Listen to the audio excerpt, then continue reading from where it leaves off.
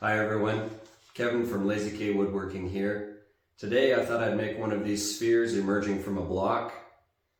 It's not a difficult project to make if you set the chuck up correctly, and I'll show you how to do that. I've drawn up on another block here what I'll be doing. I'll be taking 1/3 of the material off the face and 1/3 off the top. This is a 3-inch block, so I'll be taking 1 inch off. You could also do 90 millimeters and then take 30 millimeters off the front. It's just important that whatever you take off the front, you take the exact same amount off the top. This isn't a very difficult project to make, but it is important to make sure that your blocks of wood on the chuck are perfectly centered, that your project piece is perfectly centered within those jaws so that everything lines up exactly on the spindle center. These wooden blocks don't grip quite as well as a normal chuck, so I'll be taking very light cuts and standing out of the line of fire. Now that everything is centered, I'll go ahead and drill out the middle with a Forstner bit.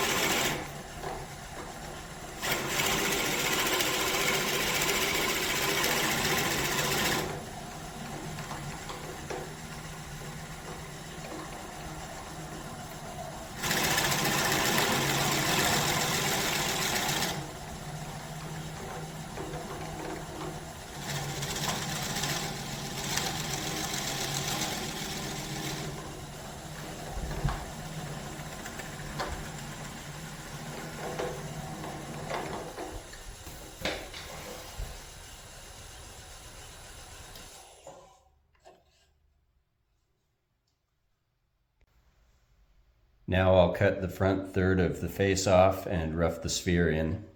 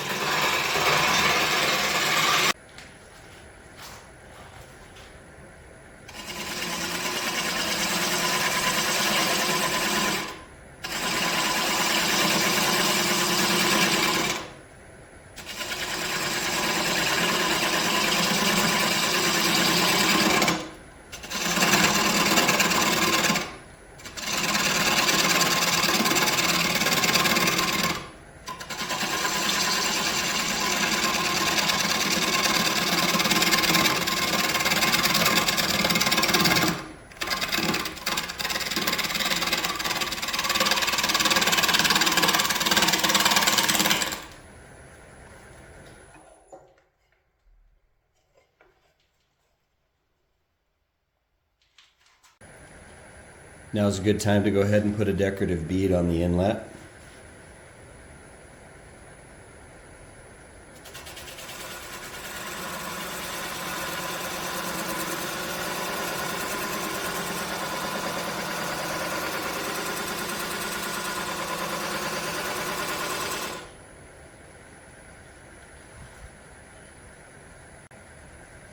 And now I'll continue shaving down the outside of the sphere and try and get it as close to round as I can.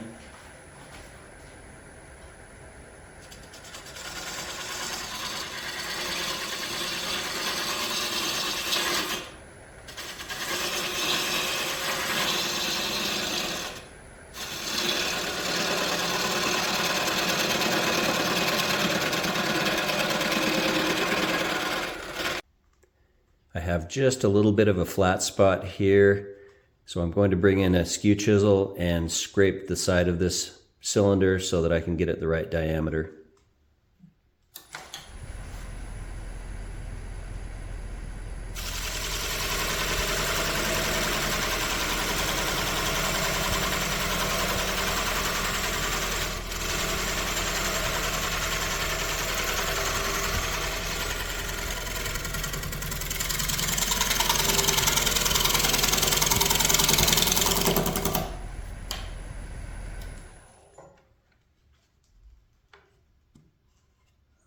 That looks like we just got rid of that flat spot there, so I know that this diameter is exactly the width of the block, and I've got that corner squared up, and now the face is flush with my jaws, so I know I've cut exactly 1 inch off. And now I'll go ahead and finish rounding out the sphere.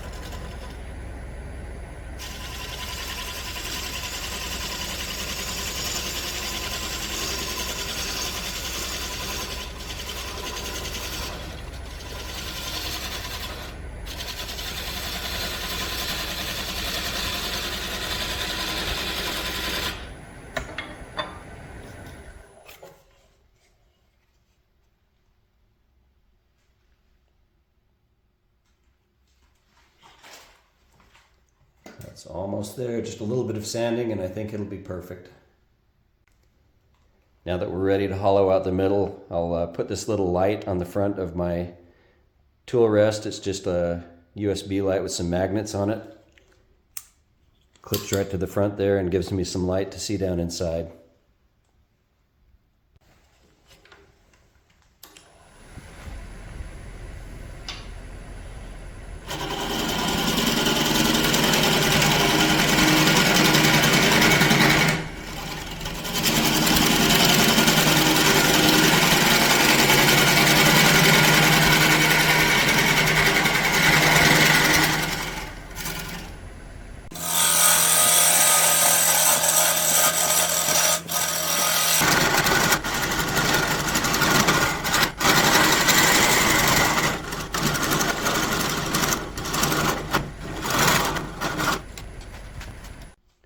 If you're not comfortable hollowing this out, you can just leave it drilled with the Forstner bit. That's no problem, but I'm going to go ahead and finish out hollowing this one.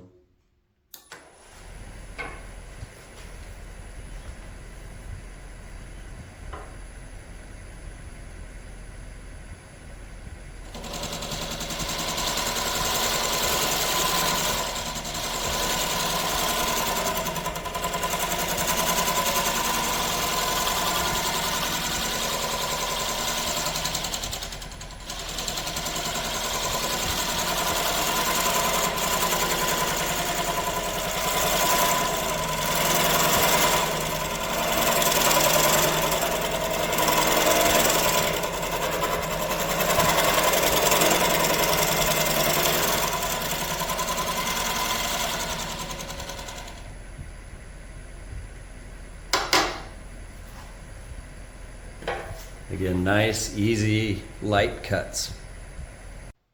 All right, with the first third of the material removed and the sphere turned as close to round as I can get it. It's time to flip this 90 degrees, but you can see if I were to flip that, since we've lost a third of the part, I can't really clamp on anything.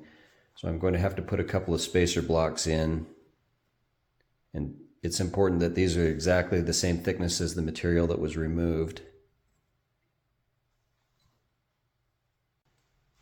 Here's a little trick if you would like to stick something on temporarily, but you want more than just a friction fit.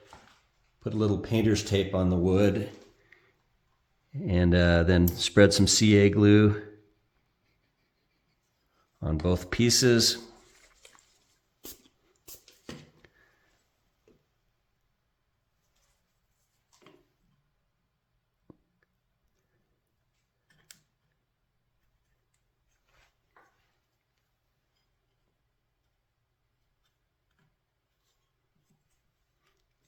That will hold a little bit, but still be removable. Now our block can go back in, and I can center everything and clamp it back up. And this is where we see how important it is to have everything lined up just perfect. To have the blocks spaced the right thickness, we have just a tiny gap above the opening, and the center line is almost there, just needs a little bit of a correction. You want everything lined up as perfectly as you can, because this sphere will blend into the first one that we cut.